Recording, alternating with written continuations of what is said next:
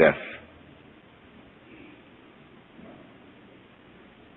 This is tremendously important to think about. We put it off. Death is swept under the carpet in our culture. In the hospital, they try to keep you alive as long as possible in utter desperation. They won't tell you that you're going to die. When their relatives have to be informed that it's a hopeless case, they say, don't tell this to the patient. And all the relatives come around with hollow grins and say, well, you'll be all right in about a month, and then we'll go and have a holiday somewhere and sit by the sea and listen to the birds and whatnot. And the dying person knows that this is mockery.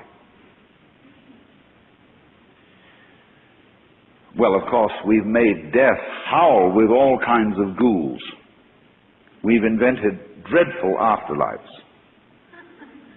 I mean, the Christian version of heaven is as abominable as the Christian version of hell. I mean, nobody wants to be in church forever. Children are absolutely horrified when they hear these hymns which say, prostrate before thy throne to lie and gaze on thee. They can't imagine what this imagery means.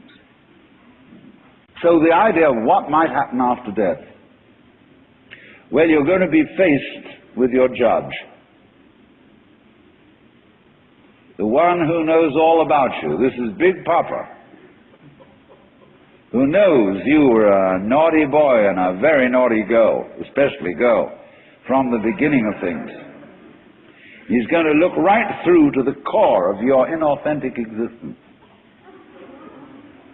And what kind of heebie-jeebies may come. You may believe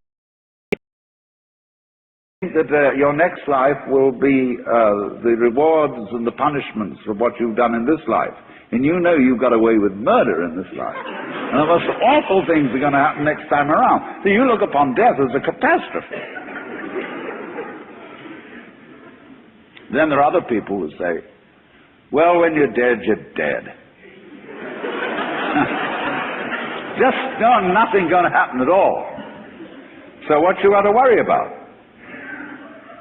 Well, we don't quite like that idea, because it spooks us. You know, what would it be like to die? To go to sleep and never wake up? Well, a lot of things it's not going to be like. It's not going to be like being buried alive.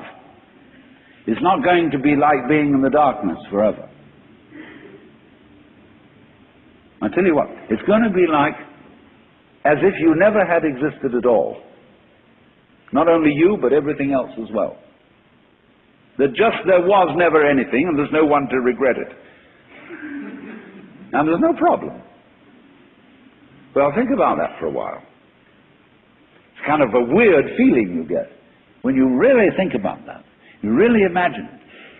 Just to stop altogether. And you can't even call it stop, because you can't have stop without start. And there wasn't any start. There's just no thing. Well, then when you come to think of it, that's the way it was before you were born. I mean, if you go back in memory, as far as you can go, you get to the same place as you go forward in your anticipation of the future as to what it's going to be like to be dead. Then you get these funny ideas that this blankness is the necessary counterpart of what we call being. Now, we all think we're alive, don't we? I mean, we're really here? That there is something called existence? You know, the existentialists, Dasein, throneless, here we are. But how could you be experiencing that as a reality unless you had once been dead?